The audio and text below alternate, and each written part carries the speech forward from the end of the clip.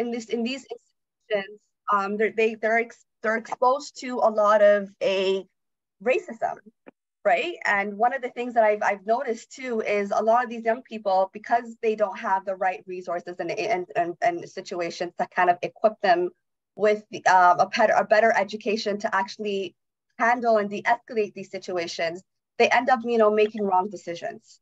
And these decisions do have dire consequences, leading them into the criminal justice system.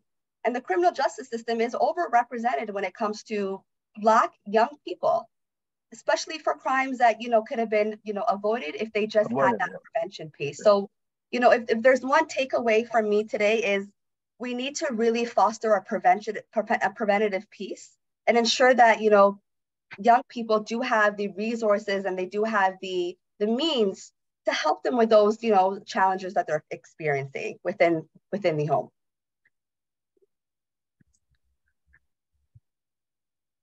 Thank you very much.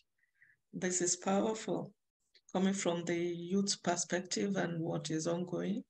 So because of time, we're going to go through everybody one by one and then take the questions. If you have questions or if you have comments, please keep them coming. We will attend to everything all at the same time. So the next person to speak now will be Michael Kende Abiodun. Thank you. Good morning, everybody. Hello? Yeah, can you hear me? Yes, Michael Kende Abiodun is an autism and mental health expert. Please go ahead. Thank you all for attending this particular special occasion, I would say, because this is an important discussion that shouldn't be avoided, and it affects every one of us. Home, abroad, mother, father, girlfriend, boyfriend. And if you look around, especially in our homes, we discover that there are a lot of abuse going on, from the husband to the wife, from wife to the husband. And hence, we have what is called gender-based violence, which we are trying to address today. Anyway, based on my present experience and from other real experiences, from the organization and from the society, especially where we come from, we could notice that this kind of violence affects our mental health, especially a situation where the husband is the target. Because as foreigners in other countries, except from African countries, men suffer a lot of abuse that are not overtly addressed. Yes, you could tag men as terrorists at home when they are being affected by the other party, because men too, they are human beings. And a lot of things could cause this kind of behaviors from men, for men to be abusing or becoming violent at home. It could be because of the culture shock, change of employment, and the behaviors of the wives we have at home as well. A situation where the wife will not respect the men. I've had a lot of issues where, as a leader in the community, I've been approached, for opinions and advice. A situation where the wife brought the husband to the country. This happened a long years ago, and the wife now started abusing the husband to the extent that it degenerated to a situation that led to divorce. A situation where the wife had to hire about several lawyers to fight for her, and the lawyer, and this guy is a friend of mine. He's no more in the country now. He left the country 25 years ago. This stemmed from the fact that the wife noticed that she had a lot of power here. And whenever, while at home, when this man was about to perform his, the night business, the wife would say, go and lay my bed. You know, we're in Canada. Go and lay the bed before we perform our normal contract. The husband will go quickly and lay the bed. He will say, okay, you need to go and wash dishes. The man will go and wash dishes. It got to a point that this man was so fed up. And they had an argument one night.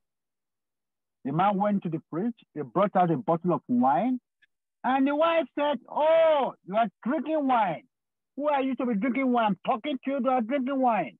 He grabbed the bottle of the wine from the man. He grabbed the cup from the man. He emptied the cup and the bottle of the wine into the sink. He said, I'm talking to you. I'm addressing you. I'm talking to you. I'm drinking wine. Do you have back home in your country? Can you afford to drink wine? This man felt so bad to the extent that, according to the man, he would have done something that would have been so hideous. He decided to leave the marriage. So a lot of abuse going on for the man or for men in these foreign countries. But back home, some of these ladies, hello? Yes, I was going to call your attention to the autism aspect as well. Yeah. Another cause that could cause violence at home is, a lot of African family members, they have special needs at home. And this could bring stress to both sides, to the husband and to the wife. And I've heard a lot that because of this kind of special needs, some left the marriage. And before they left the marriage, it resulted in physical fight, depression, and the wallet got deflated. They became bankrupt. So, back home, autism is not all that pronounced. But here we are aware that it's called what's called autism, that's what is called special needs. So all this could bring down a home. And mind you, we are from other countries. And we are not in a developed countries where everything is being respected. So a lot of marriages crash because of violence, consequence upon the kind of situation the family, are making themselves. So mental health issues setting. Anybody who has kids with special needs, like probably developmental delay, autism, mental health challenges, probably one has a kid who is a drunkard or a drug addicted to cannabis, or who vapes. It will be so overwhelming for the mother or for the father to be taking care of a child who is a special needs. It could result to not having a proper, reasonable income. And it could ricochet at the end of the day. So these are the kind of situation we meet ourselves when we are in abroad. Here we are. That's my submission for today. Okay, so from our understanding, autism are different challenges in the family. Yeah. Maybe, and when you talk of autism, what is autism?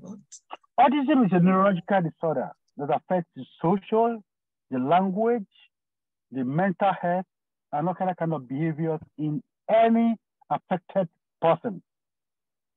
So the child may not be able to talk at the age of probably 18 months. They may not be able to socialize with others. They may have some behaviors and other mental health challenges. Okay, so it's not witchcraft or something? No, it's only back home or in Africa, we attach every little thing to witchcraft. If somebody can't eat properly, they say, oh, it's the great-grandfather of my father, mother, father that caused it. If your wife at home cannot perform its normal duty, The wife will say, oh, it's my husband's great-grandfather, father who is a witch that caused it. So now in a developed country, we are able to trace, so we are able to analyze things, the cause, the effect, and solutions. So it's not here, no, if you have a headache, it's not your grandfather, it's not your grandmother, there's no witch here, no wizard. If you have a headache, probably cause of stress.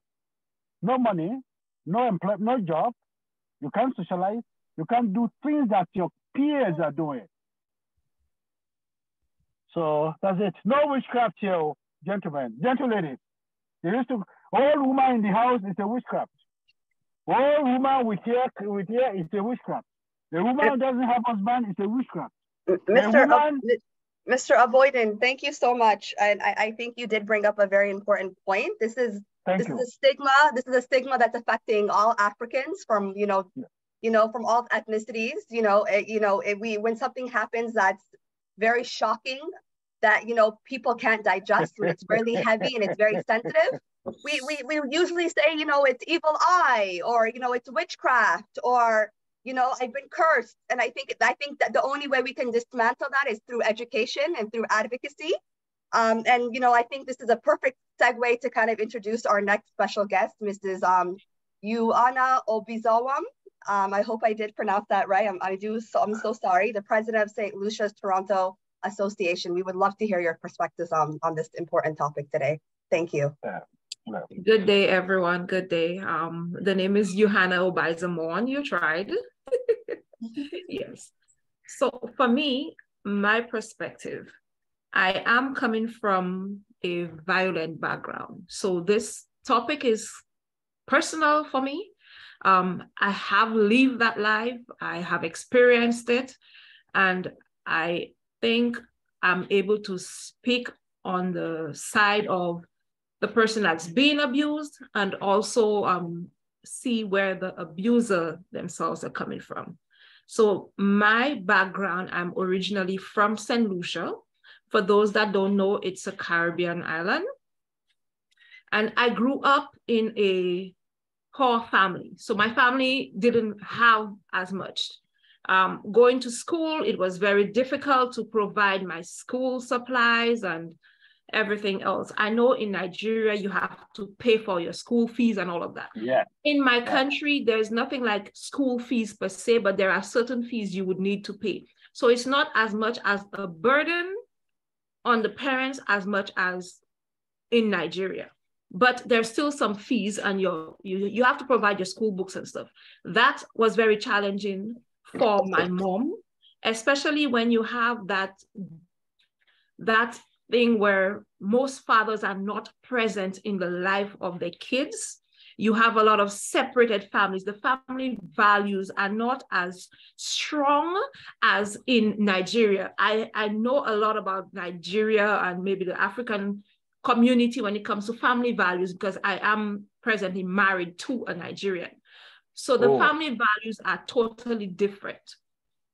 So with me, I grew up in that poor background, struggling to go to school, mom struggling to send other kids to school too. Dad is not as active, has other things going on with him. And you find yourself as a young lady like me, I found myself in a situation where I felt I need to complete my school. How am I going to complete my school? And then I have a young man in my ears whispering sweet nothings. Fell for it. Eventually, I found myself in an abusive relationship for 11 years. And I'll tell you, in that relationship, I dressed like a man. And I felt I was doing this because, I'm a tomboy. But later on in life, I found out because I had such a low self-esteem that I did not want to show my body or anything. I did not value anything called Johanna. It was just a totally different person. I felt totally dependent on this person. For one, financially, he was the one doing it. Even when I started working as a police officer, I still found myself in that situation where I felt dependent on this person. Everything I did, everything I say was this person. I felt like without this person, there's no life. There's nothing I could do. I need this person in order to survive. It took harsh realities for me to eventually step out of that situation. It took me almost losing my life for me to realize, hey, I'm saying to myself, I have a daughter and I don't want to raise my daughter without a father. So I'm staying there. That's an excuse. I now see that I used it as an excuse in order to stay there. But eventually I realized, are you willing to allow your daughter to raise without a mother? God forbid if you lose your life. So I had to make some harsh decisions. And I know most people look at when ladies or even a man in an abusive relationship, the first thing they say, just get up and leave. It is not that easy to just get up and leave, especially when your self-esteem is rock bottom. And no matter how much people tell you, just leave, until you, that person in that situation, decides for yourself that you are leaving, it will never work. You will keep going back and forth, back and forth. And I lived that life for 11 years. I went back and forth. I got married to this person, and the marriage did not last a whole year. Guess what? I was forced into it. Fear. Because of fear, I decided, okay, whatever, let's just get married. But I say all this to tell you that most people in those situations are dealing with a low self-esteem and they need help. What they need is not people to put pressure on them or to make them feel like you've been silly, just leave. That's not what they need. They need us to support them, boost their self-esteem, help them in that aspect. So that way they themselves will make that conscious decision to live on their own. I lived it for 11 years. When I left that relationship, eventually, I had to go take human relations course. I did different courses just to boost my self-esteem. And guess what? After that, I no longer dress like a man because I was so confident wearing my dresses now, putting on my makeup and looking like a lady. I was so confident. I eventually did that. I left St. Lucia, moved to Canada, and I have said to myself that there's so much potential that you have. There's so much you could do with yourself. Now I find myself, I'm the founder, along with my husband, of a non-profit organization, Canadian Caribbean Artistic Stars, and we do wonderful stuff for young people within the community. I find myself, I own a business along with my husband, North Canadian Company. I find myself heading the St. Lucia Toronto Association. And these are things I never in my life dreamt I would be able to do. Now I feel like the sky is the limit. I feel like my potentials are beyond. And this, I say all this to everyone listening to let you know that no matter what situation you're in, no matter how bad that thing is, nobody can do it for you but yourself. Build yourself, work on yourself, align yourself with people that are going to lift your spirit and not bring you down. And one most important thing, always involve God Almighty in whatever you do. This has been what got me to where I am. Along with God blessing me, I met my husband, and with my husband, he has shown me that I have so much potential that I could use. Every time when I feel I'm saying, I don't think I could do this, he will be the one to tell me, no, you can do this. You can do this. You can do this. And these are the people we need around us. This is what we need. And I say not as just a woman being that was abused, but for men too. The sky is the limit. That's my message.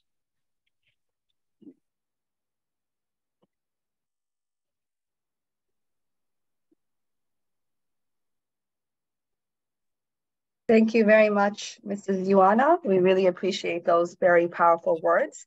And thank you for being so bold and brave and sharing your lived experience with the rest of us. That was very courageous of you. Thank you very much. I would like to introduce our next speaker, Kabu Asante. Please come forward. Thank you very much, and good afternoon to everybody. My name is Kabu Asante, and I am with the African Canadian Football. It's an honor to be part of this afternoon's deliberations. And I'm talking mainly around the role of fathers. Let me begin by saying that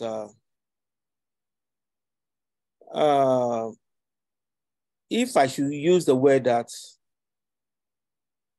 a lot of us, we have disappointed our children, I don't think I'm wrong. We have, and when you look at the crimes on the streets, children dropping out of schools, homes falling apart. I am a man, yes, but I lay a lot of the blame on us also as men also. It is true that the women also have played a part in that also, but I think the men also have played a huge part. You know, us, or most of us here, we are immigrants. And our children are the first generation who are Canadians. And we came from wherever, either from Ghana or Nigeria or, you know, from the Caribbean, wherever. And our culture is different. And sometimes, you know, we think that when we come here, our culture and our mindset, everything is the same. You know, we have to use it in raising our families here. And that has been a huge problem. I have visited a number of prisons in Southern Ontario. I went in to provide counseling and to provide support and provide an employment counseling or workshop for young people who will be coming out from prison cells. And when I go and I see these young boys from our communities, Ghanaian boys, Nigerian boys, Somalians, Ethiopian boys, my heart bleeds. And when you listen to their story very well, is that most of them comes from broken homes where there are no fathers. They've never seen their father before, or their father just move on with a different woman and that kinds of stuff and things. And their mother has been struggling 2 jobs, 3 jobs, just to put food on the table. And the children just got involved with the wrong crowd, and then that messed up their lives. We have something called misplaced priorities. And, you know, that is the cancer that is eating into our families, misplaced priorities.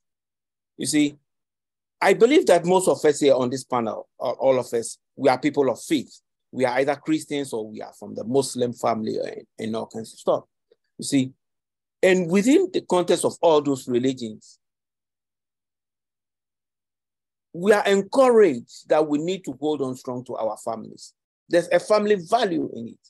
However, for one reason or the other, the fathers, we have given up on that. Yes.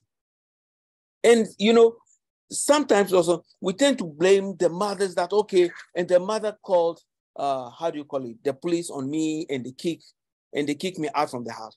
But you know what, let me share this true story with you. I had a friend, hard-working guy and everything in the family, and they were doing very well. And all of a sudden, the man just came up with this idea that, listen, Cecilia, you know, this is just a name that I'm using. Cecilia, I want you to apply for a single parent. Because you see, when you say you are a single parent, we are going to get a government housing. And then you start getting money. And then you start doing this. And the woman also went for it. And then they had a government housing. And when they asked the woman that, where's your husband? Also, oh, I have no husband. The husband ran away. Meanwhile, the husband is there. And along the line, there was an issue and there was a fight in the house. So the woman kicked the man from the house because already on the records, the man is not around. There's no man in the house. You see, who caused this problem? People are blaming the woman, but the problem was caused by a man. If your wife is going to do such a thing, you as a man, can't you just put your foot down and say, no, I am the man, I'm going to work. If even I'll do 2 jobs or 3 jobs to support my family, I'll do that. After a few years, you know what? The man left the country. The children fell apart. Jail, everything. They couldn't continue with their education. You see? So it is very, very sad that such a thing is happening. And what do we have to do? Brothers, sisters, community members, we have to reassess ourselves and ask, what role, you see, there's no true school that teaches parenting than the practical one that is taught at home. Schools, you can go to a school and it's a theory thing and that kind. No. But back home in our society, if your father is a farmer or a farmer, you as a child, he will be taking you to the farm and start teaching you things whilst you are young. He's nurturing you so that when you grow up, you either be a livestock farmer or you'll be a cash crop farmer. And he will teach you how to do things in the house, how to be a responsible young guy. Here the society has broken down. We don't do that. We don't care. I remember a friend who has never been to the son's PTA meetings before. He doesn't know the, how do you call it? The child's school teacher's name, doesn't know this, doesn't know that, doesn't know this, that, nothing. And even he doesn't know, if there was a time the child was, I think, banned from school for about a week or something like that. And the parent didn't know, but this child would just wake up and dress as if I'm going to school. And he'll go and hang out in the mall and do things with his friends.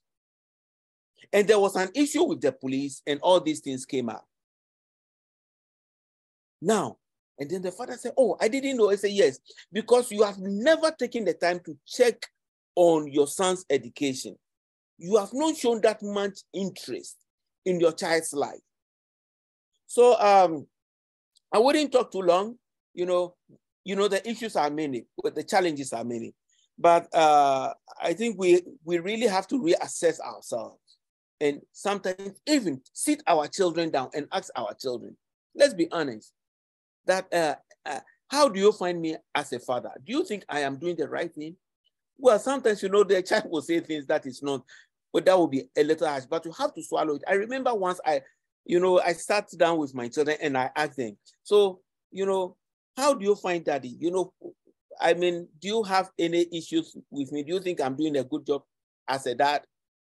I wouldn't like to tell you the answer, yeah, but, but it was kind of funny. It was interesting. We have to get a feedback. We have to be more involved in the life of our children, please. We should work out and not allow our wives to take certain decisions that will put the family into trouble. Like this decision of a friend who encouraged the wife to go for a public housing, and then through that, issues happened and the family fell apart. Thank you very much. Thank you very much, Mr. Asante. You've hit a lot of very important points. And I do agree with you. The family structure is being challenged and it needs to be re-examined and revalued. There's a lot of the prevention piece can be done at home. It can be done with families. And I do see, in my line of work, especially with the youth justice, there's a lot of disconnection. A lot of family members are not talking to their young persons. They don't ask them what are their goals. They don't ask them what are their dreams. And I don't think parents realize that you guys have the key. We are the key. We are the key to the solution. We are a part of the solution. So having these real, frank conversations with our kids is quite important. And also, reinstilling family values. I think that's something we've lost as a society. Nobody respects the family structure anymore. There's a lot of challenges, and I don't want to get too political, but there's a lot of things that our kids are being indoctrinated about, and I think that's also causing a lot of issues within family dynamics. But I think it's important that at the end of the day, we have a tradition, we have a religion, and we have customs, and it's a part of our identity as African and as Canadians. So it's important to have those very meaningful conversations with our young ones. And I think a perfect segue to introduce our next guest speaker.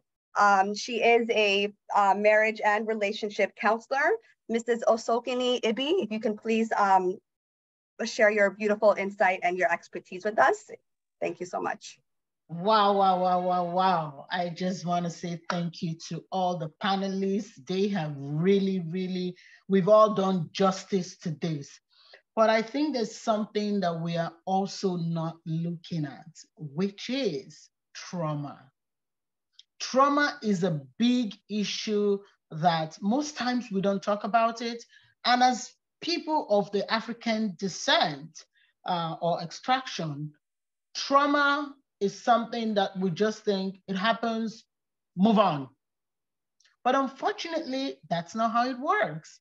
Any untreated trauma leads to a bigger issue in future. So we come from Africa into a new community.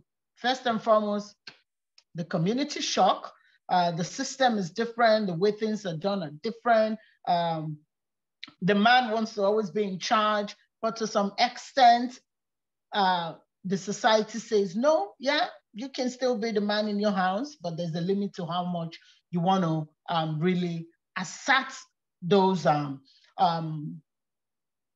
maybe I shouldn't even use that word assert, because you can still assert your authority as a man in a very respectful manner, in a way that you treat the other person that you are in that relationship with respect.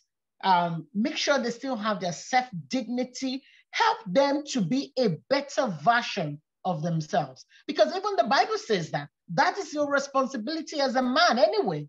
Once you come together, the Bible says a man leave the father and mother and cling to another woman. Let me be specific about that. Cling to another woman and they start their life. You are the man, you are in charge, but you are not in charge to use that authority that God has given you to suppress the other person that you are in a relationship with. But at the same time, you can't give what you don't have.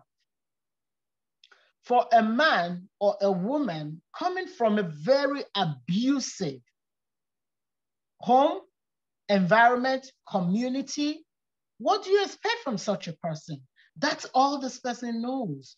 If a child is coming from a home where parents are always yelling, there's domestic violence, there's aggression in the home, the father talks down to the mother or the mother's talking down to the father, that's child's reality.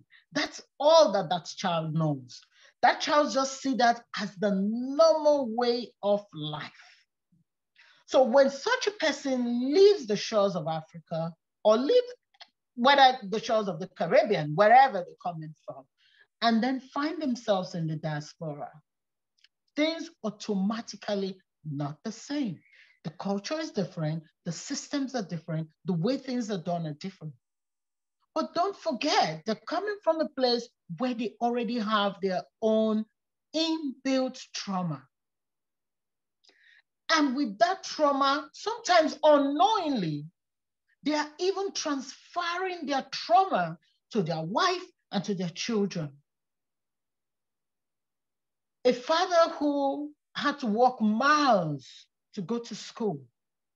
And then you're talking about, oh, when I went to school, I have to carry my chair on my head. My teachers have to flog me. My uncles, my neighbors. Don't forget, a child born in this environment automatically sees that as an abuse.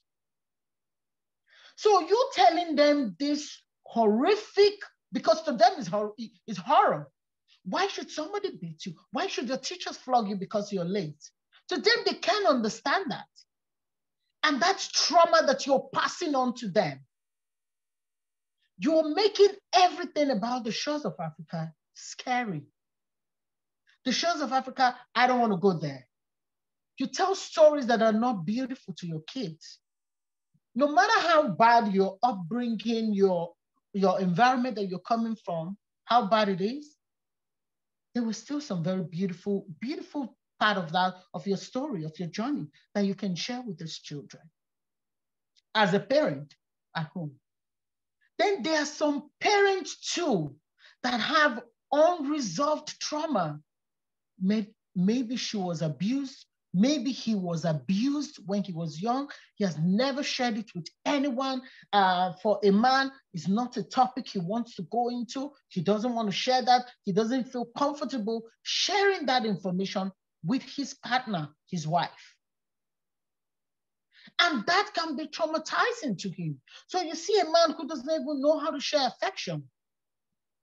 He can't. A man who grew up in an abusive environment does not see anything beautiful about a woman. A woman who grew up in a very abusive environment where the father, so much abuse went on. The father abused the mother so much that she begins to resent men. Now she's playing defense. Men are my enemies. I have to be on the defense. No man can take advantage of me. No man should come into my space and take advantage of me. This is something playing behind her head that she doesn't even know. That's the reason why she's constantly attacking her spouse. That's the reason why she's constantly on the defense. She doesn't want this man to take advantage. Most likely, this is a beautiful man, decent man, meant well for her. But because of the abuse that she has experienced as a child, she had seen go on. She had seen her uncles abuse their wives. And she has sworn to herself, never will I allow this happen to me. That becomes what plays on. Same with men. You see a man whose mother, aunties, were the matriarch of the home. They were in charge. They were the ones calling the shots.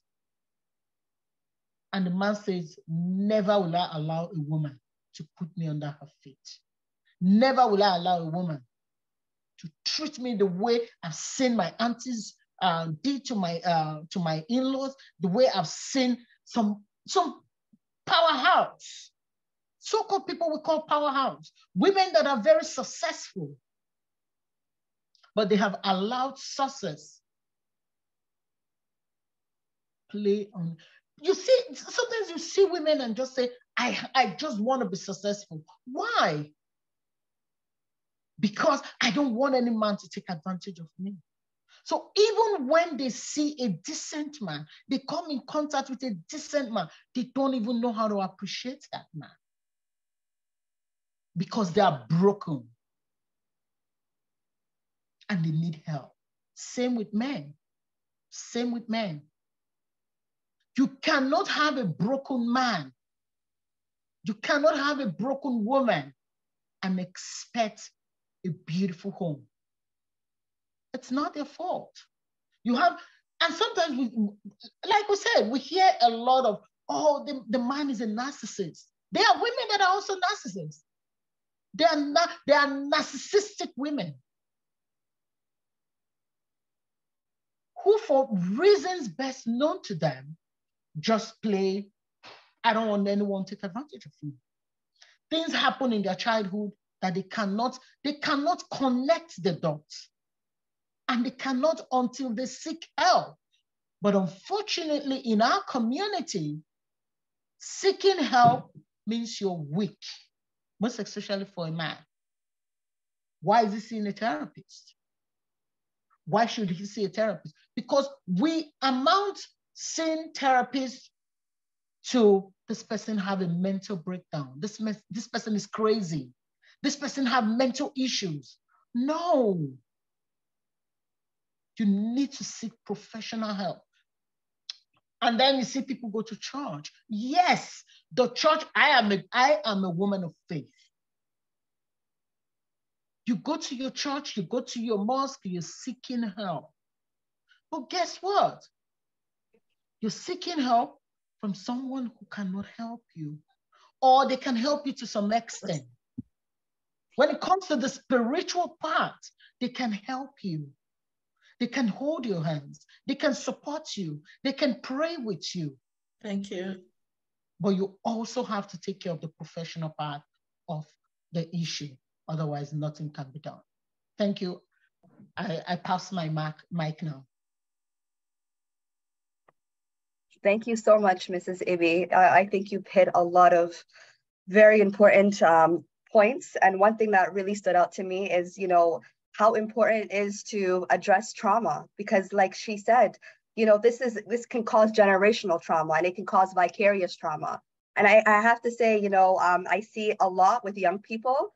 So it's important to, you know, advocate for yourself and seek therapy and to seek counseling and, you know, ensure that your mental health is good, because if you don't, then these can have some dire repercussions and they could affect your kids moving forward. So thank you so much for bringing that up.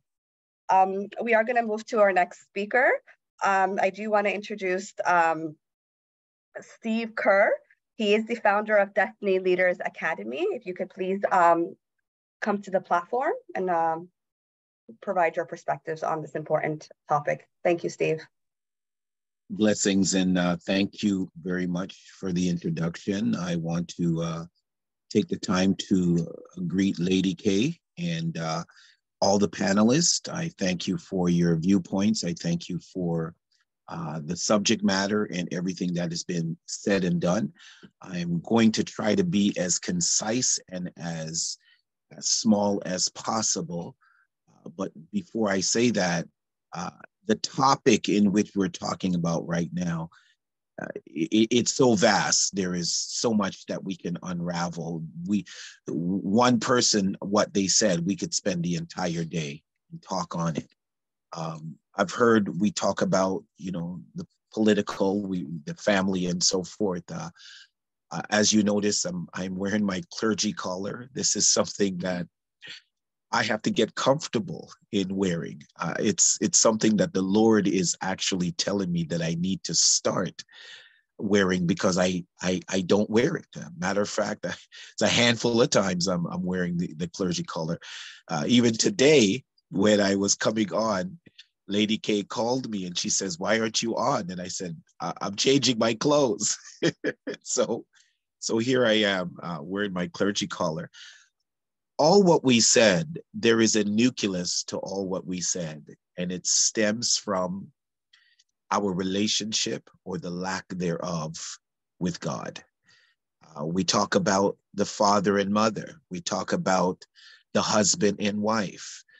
You're not going to have a wholesome marriage without the presence of God. You're not going to be a wholesome father or mother without the presence of God. You won't be able to function properly at work without the relationship with God. You won't be able to have a great impact on your community if you don't have a good relationship with God. You won't be able to get into the political arena without your relationship with God. So right now you all see that there is a nucleus to societal problems. And that is, we have chosen to put God aside. And it's like we are telling God that we'll take it from here. Well, take a look at what we have. Take a look at what's replaced the prayer that they've pulled out of our school system. Take a look at what's replaced. And so if we're talking about the solution to the problem, it's to get back to a place where we can recognize what God really is. And I'm going to take another 90 seconds to say this. I grew up believing that God was a religious figure. I'm going to say something that's going to prick some of you guys right now, but it needs to be said. Jesus is not a religious man. He's not a religious man. The highest title given to Jesus is he's the King of Kings. What is a king? A king governs land. And so Jesus is a government official. Now, if you see Jesus as a government official, work with me on this. And now when you see the principle of the Bible says that we are a chosen people and we are a holy nation. Now, that's the thing that we falter. We don't see heaven as a nation like we see Africa and Canada and America. But Canada, when I came to Canada, I learned that there's something called work permit. I learned that there's something called landed immigrant status. And I learned that there's something called citizenship. And until I got my citizenship, I didn't have a say in the governments of the land, whether it be municipal, provincial, or federal. I needed to be a citizen in order for my voice to count. And I learned that from the Constitution. The Constitution tells us our rights and privileges being a part of the nation. So that said, the Bible that I was taught was a religious book. It is actually a government document. It is the Constitution that allows me to learn how to govern myself in the nation called heaven.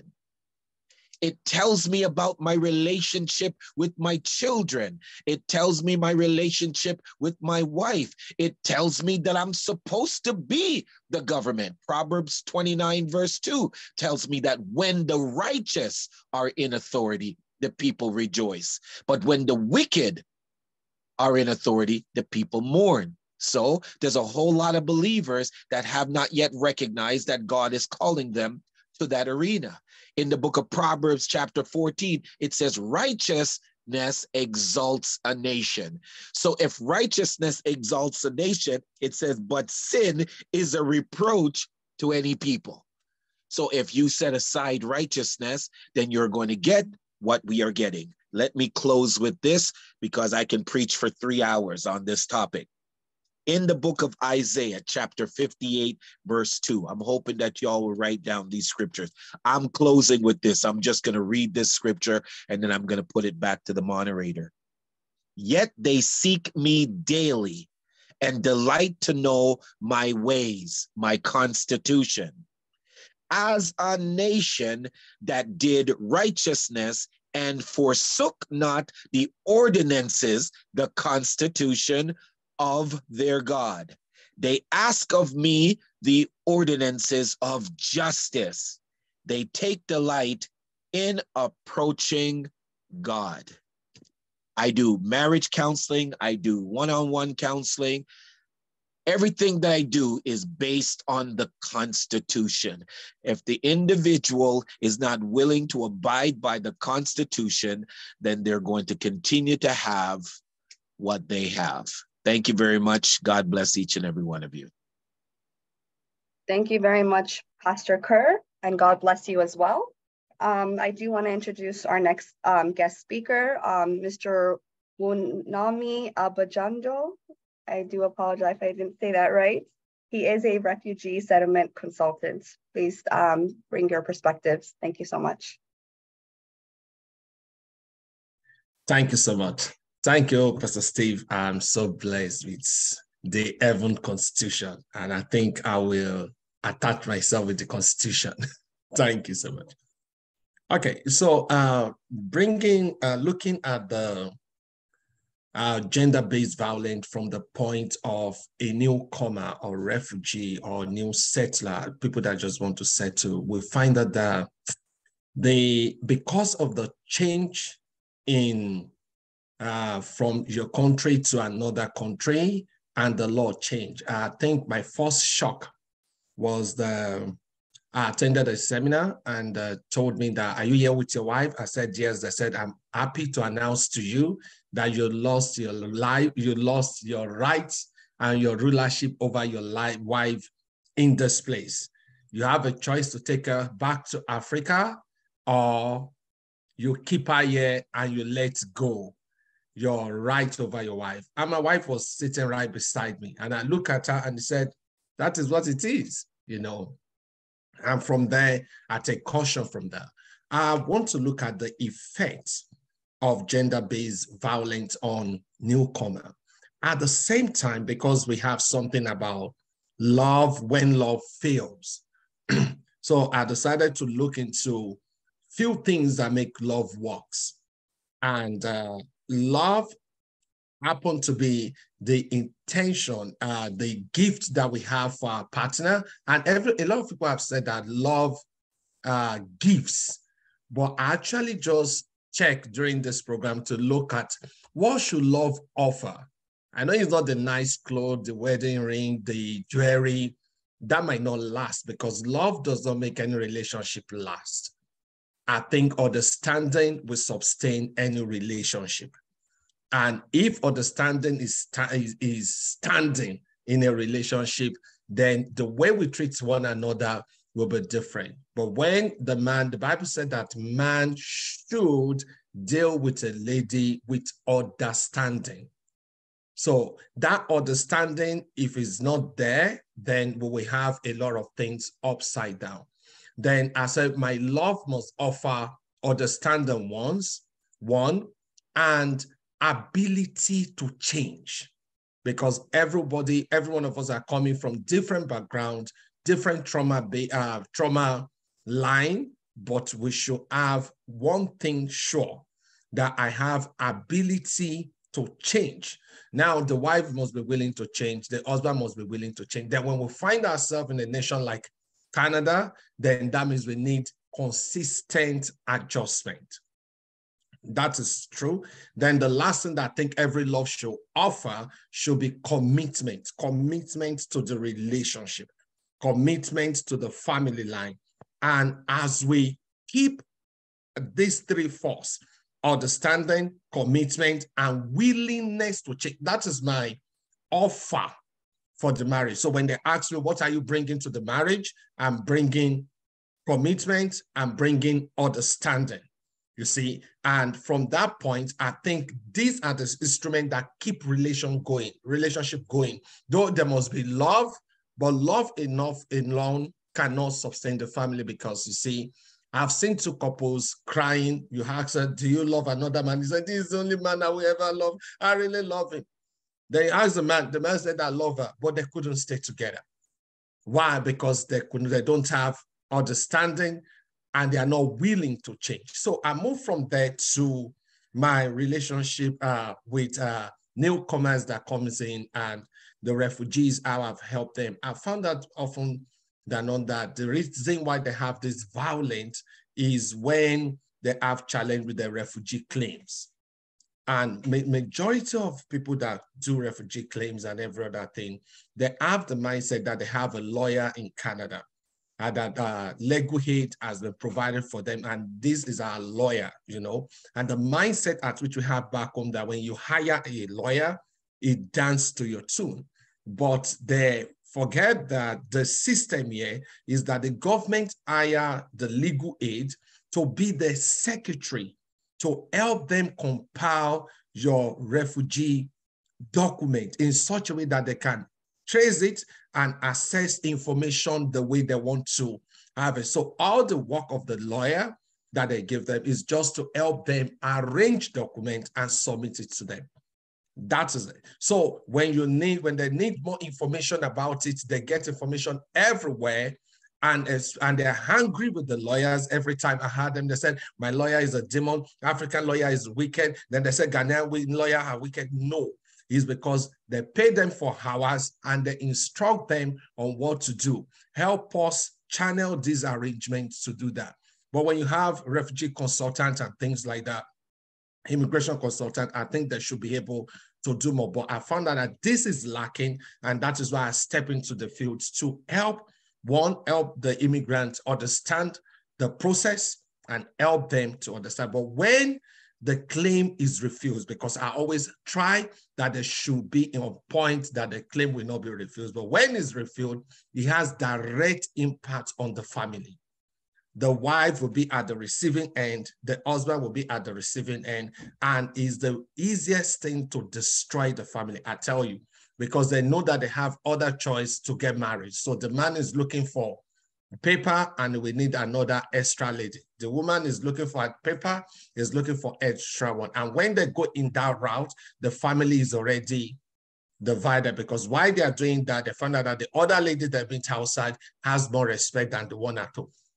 Or the one that they has more understanding than the one that have at home. And that means that puts pressure on that. So I know that lack of status will actually destroy the fabric of the family, and it trigger anger, it trigger impatience, and anxiety will be consistently there. But I said, if there is understanding, commitment, and willingness to change, you can do so many things. I've helped a lot of people in this process, and I knew that if I could help them get yes, or help them to have the status, I believe that will keep that family. So I will tell them that you brought your wife in here, there are stories all around, but you need to get this done correctly so you can keep this home. So when I'm dealing with new immigrants or any other thing, I often do this in order to mindful that I'm keeping that family. It's not that I'm just helping them to get a yes or to stay in the country, but no, for every other thing that is connected to them, there are the status, the right status can actually help them to do. And there is nothing as good as them getting it right the first time, from the documentation to the story. And it has nothing to do with a right story or a wrong story, a lying story or this. No, it has to do with what can you prove. The indices, what the refugee claim covers must be in your claim.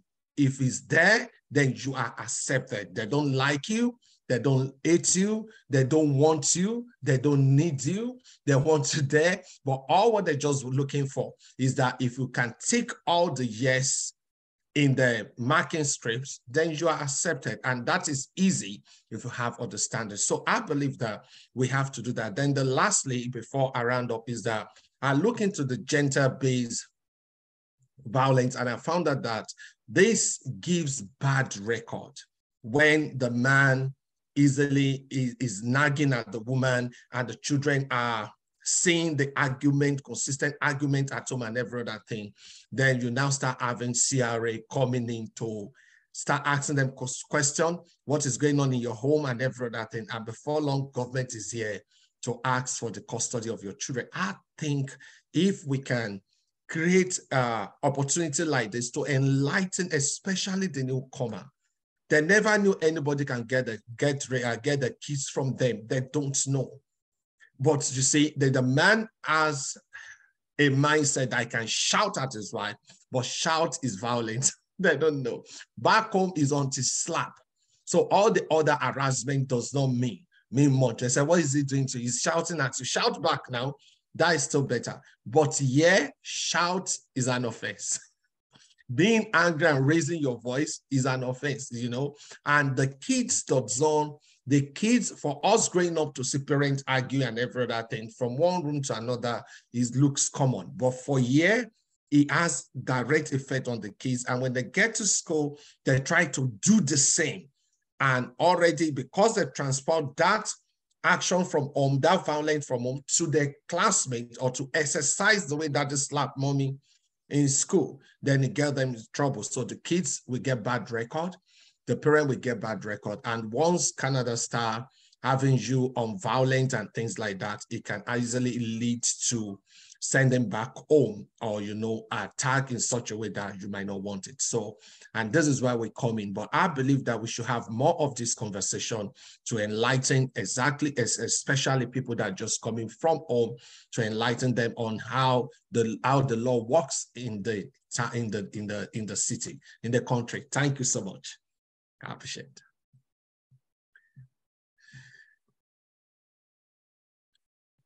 Can you hear me?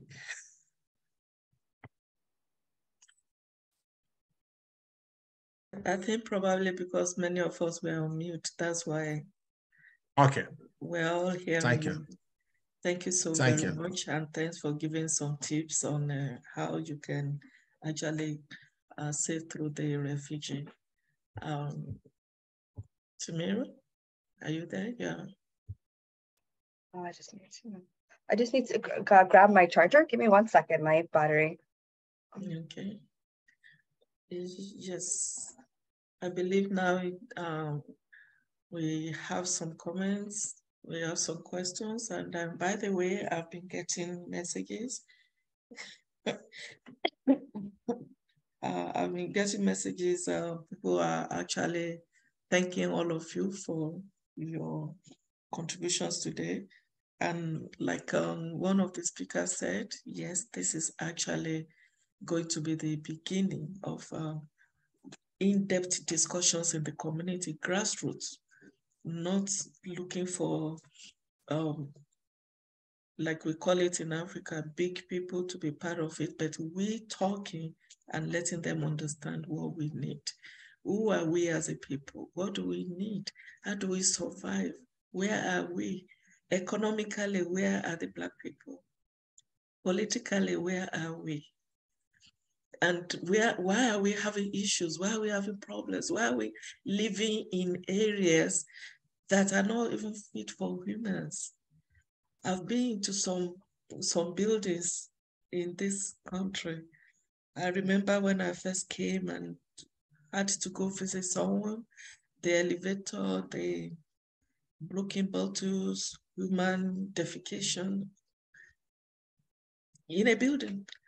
I could say that the building has been pulled down and they're building another one now. However, everybody I saw living there were of my color. What's wrong? What's wrong with us as a people?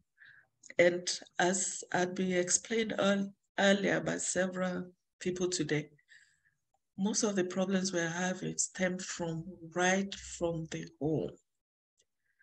When the home is dysfunctional, the effect is on the children. It's on us as well. However, the children are the ones that have so many years ahead of them. What foundation are we giving them? What are we teaching them? Are we giving them the opportunities right from home? I have a friend, he's about 60, 62 years old. And he told me, he said, I wish I'd known what I know today. And I wish I could still have a child now. If I did, that child has lost all the right to foolishness. As parents, we do not own the children. We are there as guardians. We are to guide them. But if we ourselves, we are not taking care of ourselves, our relationship to God, our relationship with ourselves, dealing with our traumas, dealing with issues around us. We were talking about trauma, talking about autism. All these issues back in Africa or back among the Blacks, we will be going to one pastor, like Pastor Powerful Steve. We'll be making a lot of money now because we'll be going to him to say witch and wizards are after us. Pastor Adekule will be making money. If you bring enough money, I'll be able to pray to God for you, or one Baba there. Because we refuse to grow as a people. We need to grow. We need to check our homes. We need to check what is going on right from the foundation. And we need to come together and speak with one voice. We are the ones that are targeted by virtually every race. Canada is diverse. However, look, tell me which of the races in Canada love the Blacks? Why? We're looking at our men have a lot of power from back at home. But when we get here, it's the reverse. I remember someone telling me, saying, oh, I love Canada because women are actually the first set of people that have power in Canada.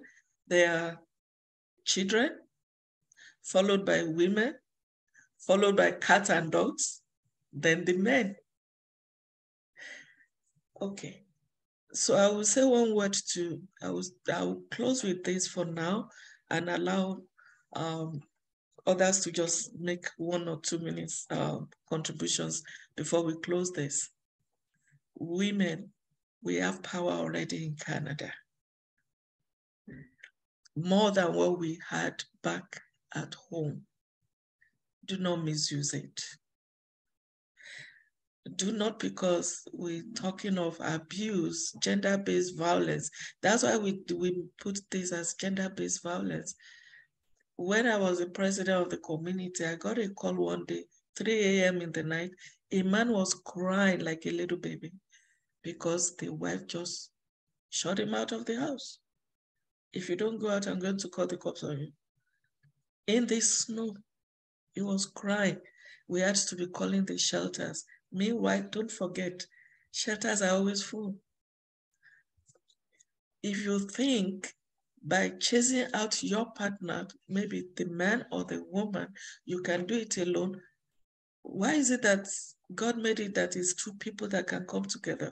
It's because God realizes that two people are the ones that are supposed to supervise that child until maturity. And okay, if the relationship doesn't go well and eventually you have to part ways, okay, why then do you turn around and now use that child as a tool of sadness for the other person? There are many fathers that are paying their children's support as they are supposed to, but they are still being deprived of the presence of their children because the mothers feel it's their right to use those children as tools. You are going to cry later. When those children get to their teenage years, when they need two strong hands, only you cannot do it. If you truly love your children, please allow them to have access to the other party, most especially the fathers. Give them access. Weekend, drive them out of the house. Go and meet your father. Holidays, let them go and spend time with their fathers. Let them bond. You cannot make it as parents, as couples. Does not mean you cannot make it as parents. Find ways to agree. And don't be insulting one in the presence of the other. He has big head, he has big leg. He's coming back to you. If you are teaching the kid, if you are saying things in the presence of the children, you think that you are making yourself bigger, insulting the other person. Once the children have the ability to start speaking back, talking back, they're going to do the same to you because that is what you have shown them. That is what you have taught them. Please, Global Women Ambassadors, we believe in building the community one family at a time. If it is your family that can be, I'll use the word saved today, I think we have all done our job collectively to let you understand what does gender-based violence mean? How does it affect all of us collectively and the children? And hey, many of us, we migrated here maybe in our 30s, 40s, 50s. I say it's a second life. Back at home, once you are going to 50, 55, that's it, you're done, like dinner. But here, at 60, at 70, you can start a new thing, a new business, and still make millions. We have second lives, but when you are busy pulling each other down, where are you going to go? Look, I give you an example. you want to pull somebody down. It takes a lot of effort to actually hold the person down, right? Have you forgotten something? As you are holding this person down, you are going nowhere yourself. It's spiritual. It's not physical. What you are doing is not physical. It's spiritual. You are not going to go anywhere either. And those children, you end up feeding our Black children into the justice system. We are highly overrepresented in the justice system just because of our egos, our personal egos. Please, we are appealing to you. Listen to all the speakers today. And if it's just one thing you can take away, and that is, whatever I do, I must think of my children first. It's not about me, it's about this child. And one secret again, mothers, I know fathers won't like this. When men grow old, most of our men are older than us. It's we women that take care of them. If they have maltreated us when they were younger, when they are old, they wait for them now. Abby? Don't laugh.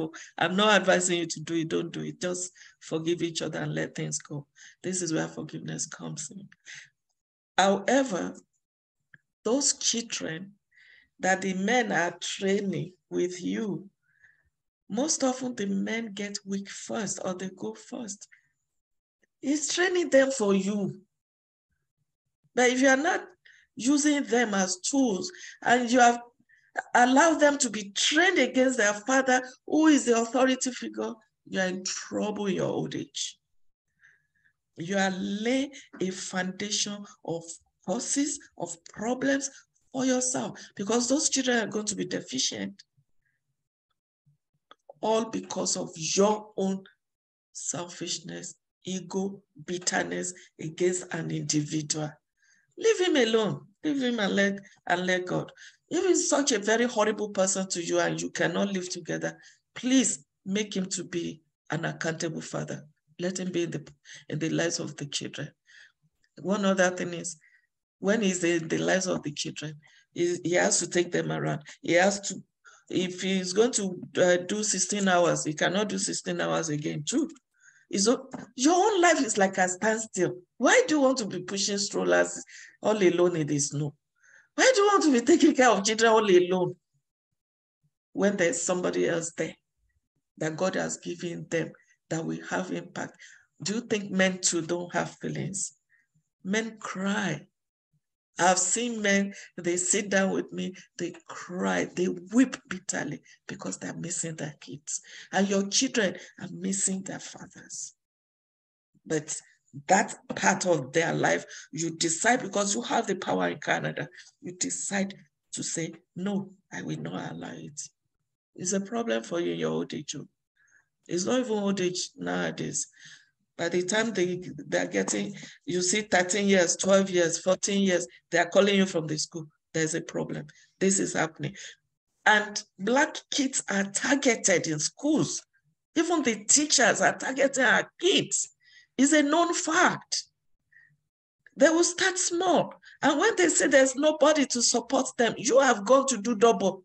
Because when the fathers get angry, they find ways to even stop working. Shebi is someone that is working that will give you child support.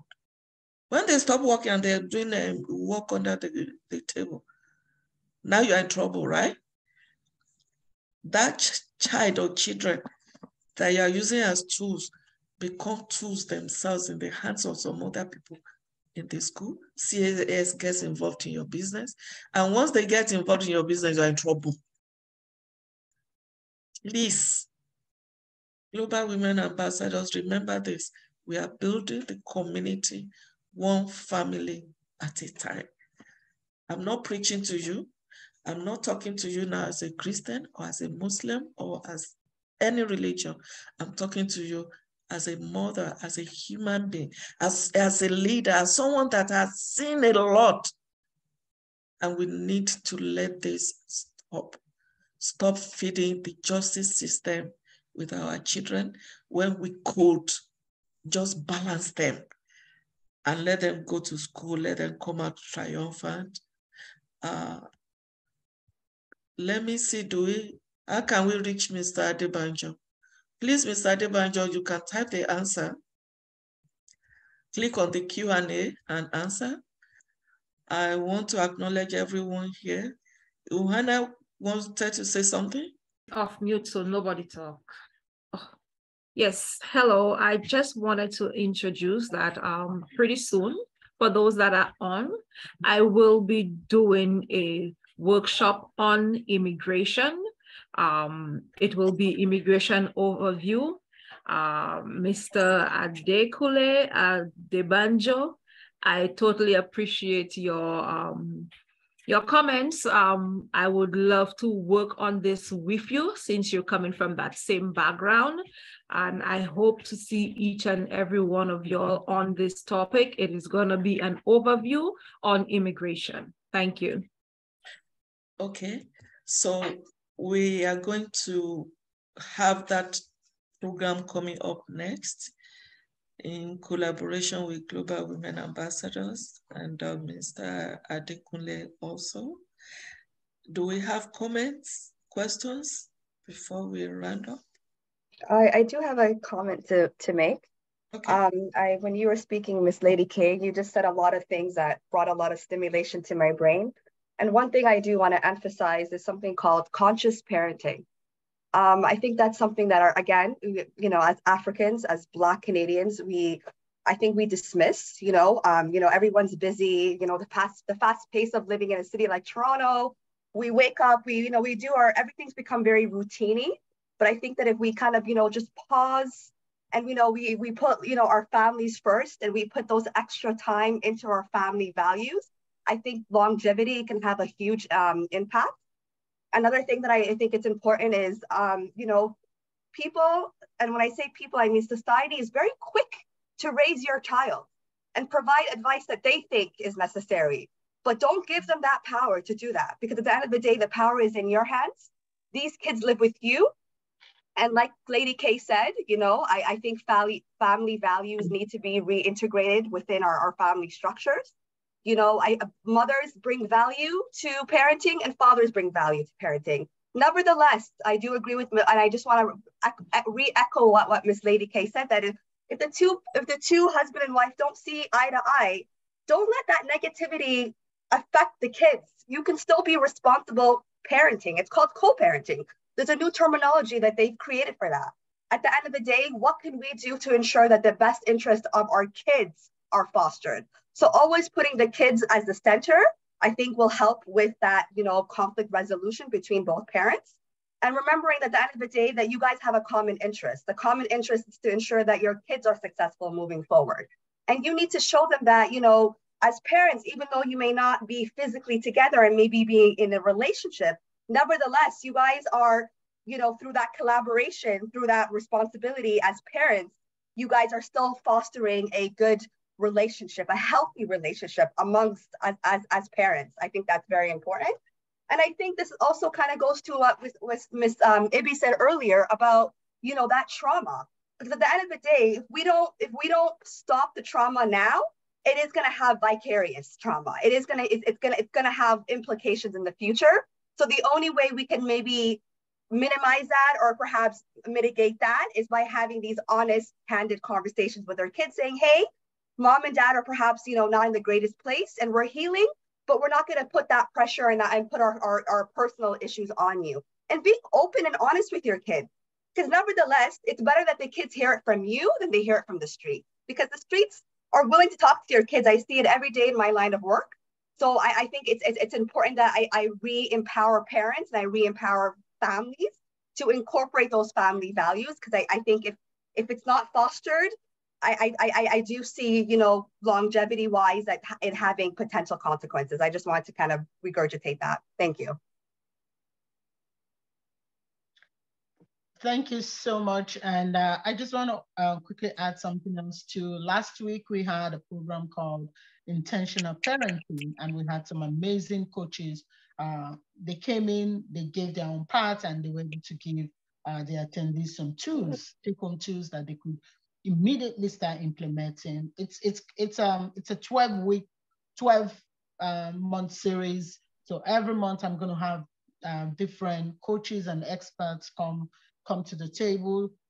When I started sharing the flyers out, people reached out and said, you have women in the panel. What are the men? Where are the men? We also want to be hearing from the men, how they also do their own parenting intentionally. So I'm really excited that you did mention conscious parenting. So next month, we're having a session with men, expert coaches coming in. And these are men that are really living the life. So they're not just coaches coming to tell you what they're not practicing, but these are coaches that are already practicing it. They're living the life. They're going to be coming as my panelists to talk to our men as well, because sometimes in Africa we say men talk to men and men understand. So when men come in, they talk and they're able to express themselves, ask questions, areas that they think they're not really getting it in their relationship, they can also share with their men. Okay. Ultimately, at the end of the day, it's for us to have an also, wholesome family and let our children just thrive. Okay, thank you very much. We are very lucky also to have Pastor Mrs. Dada with us, Ayitayo Dada.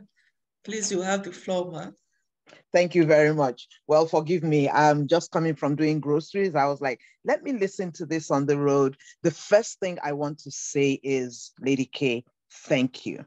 Thank you, thank you, thank you. I listened to the program from the beginning and it is so balanced. And what I really want to appeal is, please, let's have more of this. Let it be more widely spread. Get the word out there so that even, get it out to the pastors, get them to encourage their parishioners to attend, get it out to wherever, the community organizations. We have so many community organizations, Ekitikete, Ife people. Let people attend and hear and know that there's, number one, another side to the life they are living, the impact of the life they are living on themselves and on others. You said something just now. When you're holding a person down, you're not going anywhere. And I think that is a very powerful message. I have so many of my brothers on the line. I'm not going to repeat what people have said, but I do want to say it is so important that we are present. We need to be present for our families, both men and women. A lot of times, the woman is out, we're doing 6, 7, whatever, how many jobs, we've all been there. But it gets to a point where you have to balance and ask yourself, what is the value of the money I am bringing in? I can assure you that there are some times when money tastes like sawdust because there are things that money cannot buy. And part of it is redeeming the life of a child that goes to jail, dealing with children that are getting involved in gangs and guns because nobody is there. Not the mother, not the father. You leave them home alone, they're watching pornography. And you're saying, oh, and part of the money, honestly, is, oh, I want to build a house in Nigeria. You're living in a house in Canada. You want to build a house for your mother. We need to really know that the family unit is key. Our relationship with God is key. As a marriage coach, I always come up against this thing, and that is the issue of bitterness. Bitterness, sometimes from when people come into Canada. Oh, you were working, I couldn't work. Oh, now you are going to school. And the bitterness just goes so deep-rooted. I tell people as soon as they step into Canada as new immigrants, when they come to our church, I tell them there are 2 things that Canada takes from people that you need to protect: your marriage and your faith. You start picking Sunday morning shifts, all of a sudden, you're no longer in church. You lose your faith. As you lose your faith, you start reacting differently to your wife, to your husband, because you are no longer grounded. And then you absolutely lose it. And at the end of the day, we have to ask ourselves, is it worth it? I have one word for the church as well, because, when I say church, I'm talking about the church, whatever faith people are going to. I think the church needs to do a better job. In terms of, my husband preached a sermon many years ago under this understanding the city where you live. There must be an opportunity to educate people on the culture of Canada and be able to balance, the culture with what we are bringing in, both as men and as women. Like Lady K rightly said, oh, you think you are smart because you kicked your husband out. It is the beginning of sorrows. It is the beginning. I have seen so many people, and it's easy, as my husband will say, to walk out or kick somebody out. It's so much harder to come back together, even when you want to. When there's abuse, you need to seek help. But there are some things that, I'm a lawyer. I mean, I'm a family law lawyer and I'm an immigration lawyer. And there are so many things that come. And when you actually ask the individuals, okay, so what's the real problem? They're scratching their heads. You're fighting over toilet roll. You're fighting over milk. And your family is actually getting separated over things like that. I think we need more education like this. I am a marriage coach, and why I do what I do counseling in the church, I do coaching outside of the church. The reason is this: I can tell you as it is, and I don't care.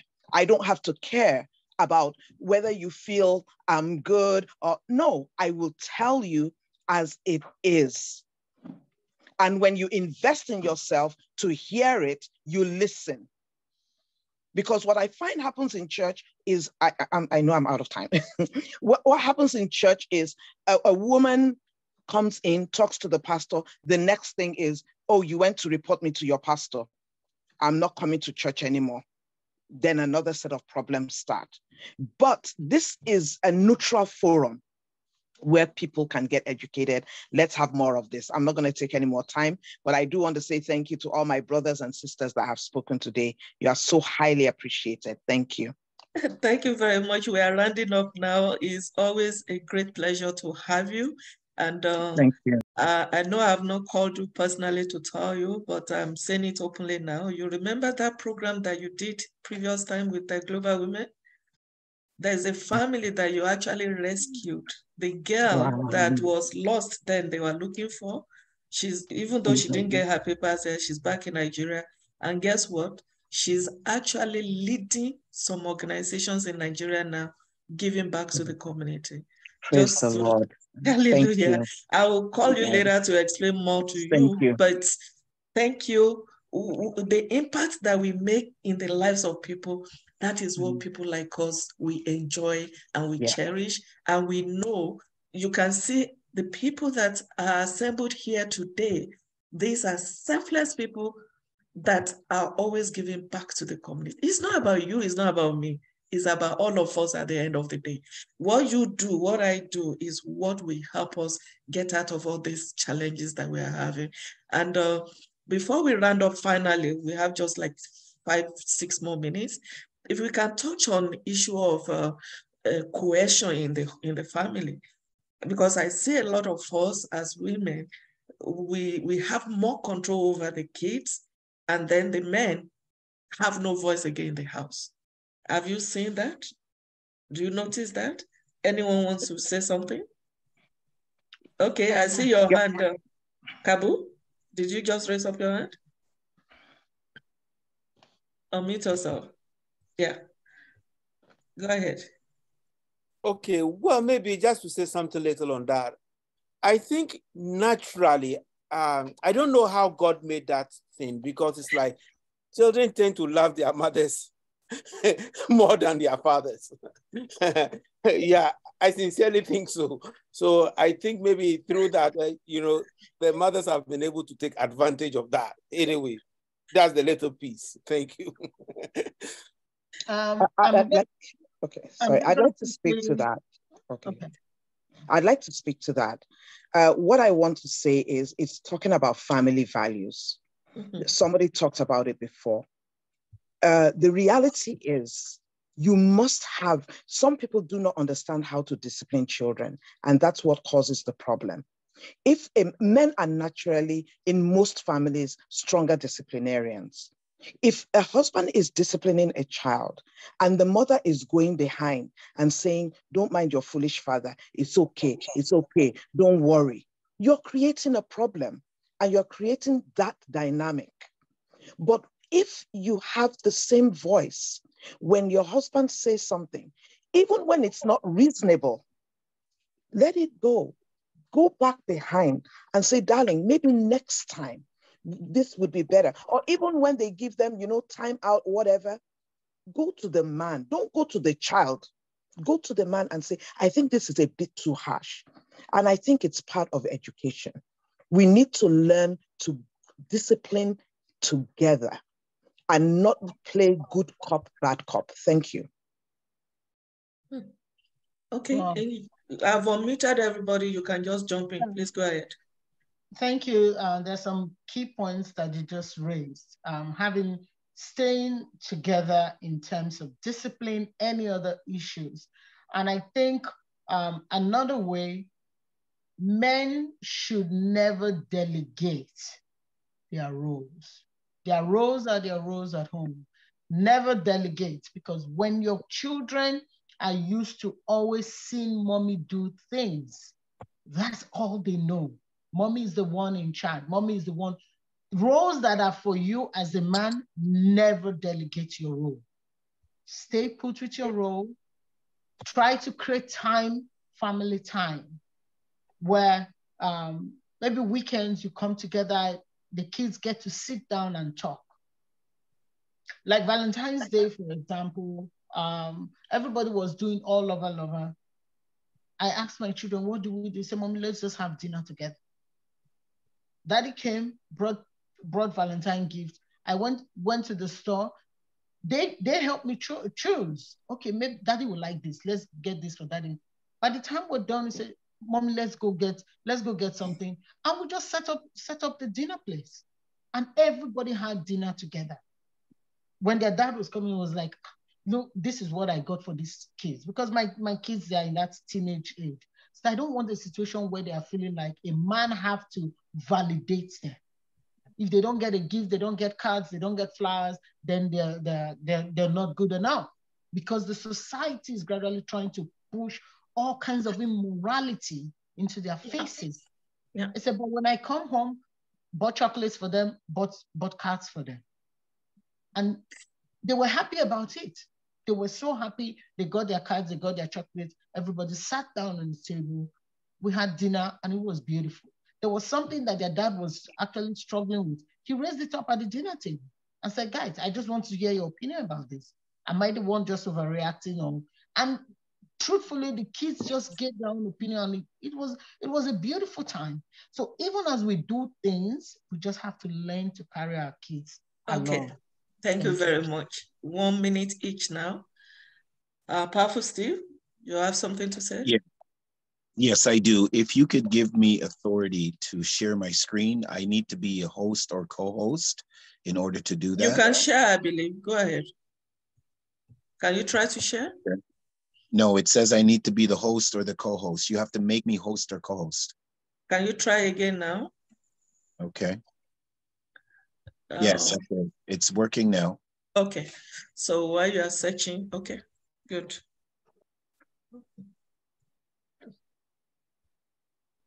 Okay.